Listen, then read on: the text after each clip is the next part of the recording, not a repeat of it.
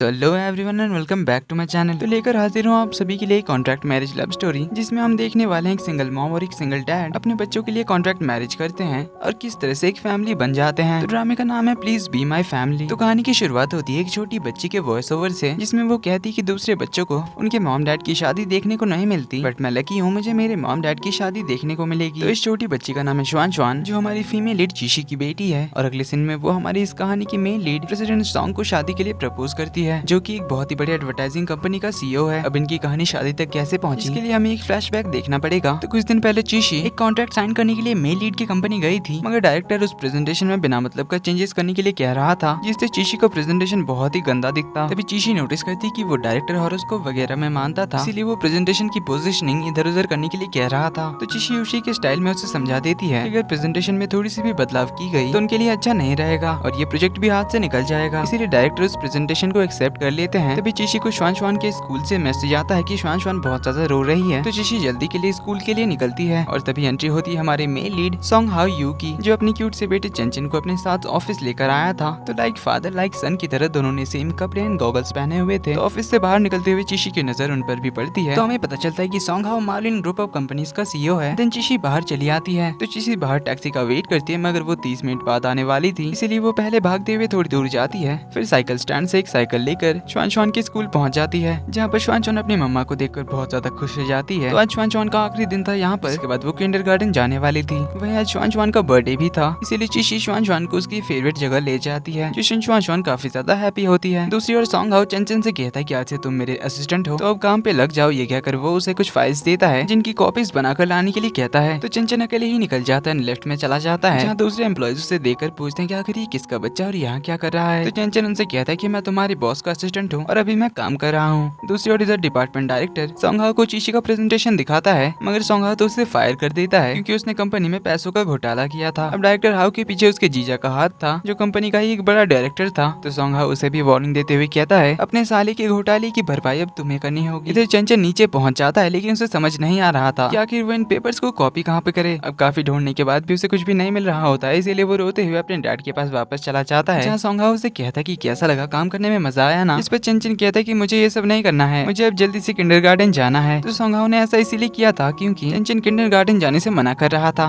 तो आज चंचन का भी बर्थडे था, इसीलिए सॉन्ग हाउ चंचन के सूट पर एक ब्रोच लगाता है, जो देखे चंचन कहता है कि मुझे मम्मा का ये ब्रोच बहुत ज्यादा पसंद है और मैं अब इसे अपनी मॉम के हाथ से पहनना चाहता हूँ। जो सुन सॉन्ग हाउ को उसके लिए थोड़ा बुरा फील होता है। तो आखिर चंचन की मॉम कौन है, ये तो हमें कहानी में आगे ही पता चलेगा। इधर चीशी श्वान श्वान को उसका बर्थडे गिफ्ट दिलाने के लिए लाई थी, जहाँ श्वान श्वान को एक सिंड्रेला की डॉल पसंद आती है, जो काफी महंगी थी, मगर चीशी श्वान श्वान के लिए उसे खरीद लेती है। तो उसे लेकर वो बिलिंग कराने गई थी कि तभी इसी टॉय शॉप में सॉन्ग हाउ चंचन को लेकर आ जाता है, जहाँ चंचन को एक सुपर हीरो वाला टॉय पसंद आता है, मगर सॉन्ग हाउ उसके लिए दूसरा गिफ्ट लेकर बिलिंग कराने चला आता है। जो देख चंचन थोड़ा सैड होकर कहता है कि आज बर्थडे तो मेरा है। तभी वो नोटिस करता है कि उसके सूट पर वो ब्रोच नहीं था। तो चंचन उसे ढूंढने लग जाता है, तो उसे ढूंढते हुए नजर पड़ती है चीशी पर, जिसके पास भी वही सेम ब्रोच था। तो चंचन आकर उससे कहता है कि आंटी वो ब्रोच मेरा है, आपने क्यों लिया। तो चीशी उसे बताती है कि बच्चे आपसे कोई गलती हो गई होगी, लेकिन चंचन कहता है कि नहीं वो मेरा ही है। तभी वहाँ पर सॉन्ग हाउ भी पहुंच जाता है, तो उसे भी लगता है कि उस ब्रश को चीशी ने ही लिया होगा। तो चीशी उससे कहती है कि ये मेरा है, इसलिए मैं आपको क्यों दूं। इस पर सॉन्ग हाउ कहता है कि ठीक है, फिर सिक्योरिटी कैमरास चेक कर लेते हैं, पता चल जाएगा कि तुमने इसे उठाया है। इस पर चीशी कहती है कि जब ये ब्रश मेरा है तो मैं अपना टाइम वेस्ट क्यों करूं। क्या कर वो जाने लगी थी, मगर सॉन्ग हाउ उसे रोक लेता है और उसे कहता है कि आज मेरे बेटे का बर्थडे है, इसलिए प्लीज कोई बखेड़ा मत खड़ा करो।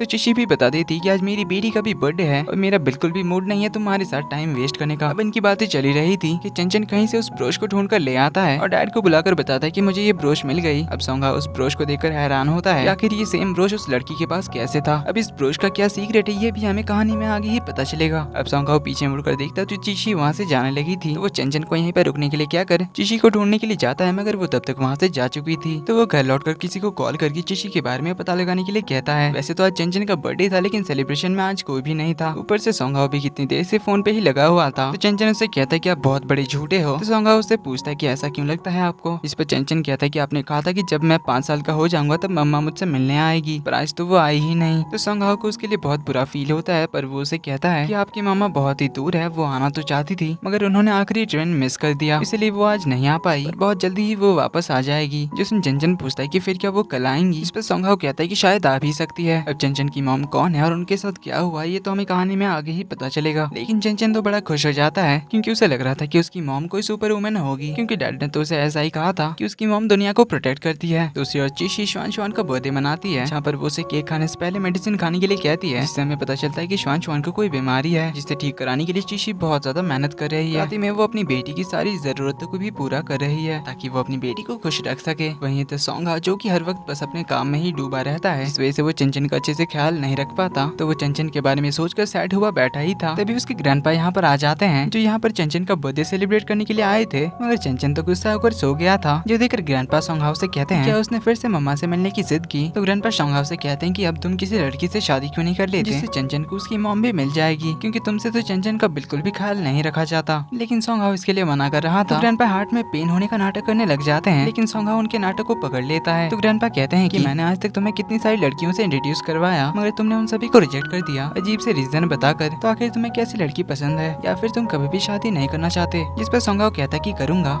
मगर अभी मुझे कोई भी लड़की पसंद नहीं आई है। तो ग्रैंडपा उससे पूछते हैं कि आखिर उसे कैसी लड़की पसंद है, जिस पर सोंगहाओ कहता है कि मेरी कुछ कंडीशंस है, लेकिन आप ऐसी लड़की को नहीं ढूंढ पाएंगे। जिस पर ग्रैंडपा उसे चैलेंज करते हुए कहते हैं कि तुम पहले बताओ हमारी कंडीशंस क्या है, फिर मैं एक लड़की तुम्हारे लिए ढूंढ लूंगा। जिस पर सोंगहाओ उन्हें बताने जाता है, पर सीन यहीं पर कट हो जाता है। अगले दिन दिखाया जाता है सोंगहाओ और चंचन को पिक करने के लिए हाओजुन आया हुआ था, जो कि सोंगहाओ का ही एक फ्रेंड है। तो उसकी चंचन के साथ बहुत ही अच्छी दोस्ती है। तो यहाँ चंचन उसे अगली अंकल कहकर बुलाता है। तो वो इन दोनों को लेकर किंडरगार्टन चला जाता है, जहाँ पर चंचन का भी आज पहला दिन था। लेकिन स्कूल के गेट के बाहर एक आदमी ने कार जाम कर रखी थी, जिस वजह से हाओजुन की कार भी फंस जाती है। तभी एंट्री होती है सेकंड फीमेल लीड लीशन की, जो अपनी स्पोर्ट्स बाइक लेकर स्कूल पहुंचती है, जहां आकर वो उस आदमी को रास्ते से भगाती है, क्योंकि वो इस किंडरगार्टन की टीचर थी। अब जून तो उसे पहली नजर में ही देखता है रह जाता है। तो उसे देखकर चंचन कहता है कि अगली अंकल को सिर्फ ब्यूटीफुल लड़कियां ही पसंद आती है। तो लीशन चीशी की बेस्ट फ्रेंड थी, जिससे श्वान मिलकर काफी खुश होती है। चीशी एकदम फॉर्मल सूट बूट में आई थी, इसलिए लीशन उसे अपने एक्स्ट्रा कपड़े देती है, उसे चेंज करके आने के लिए कहती है। तब तक वो श्वान को लेकर अंदर जाती है। वहीं इधर हाओजुन चंचन को लेकर अंदर जाता है, क्योंकि सोंगहाओ अपने ऑफिस के काम में बिजी था। तो कुछ देर बाद चीशी चेंज करके आ जाती है,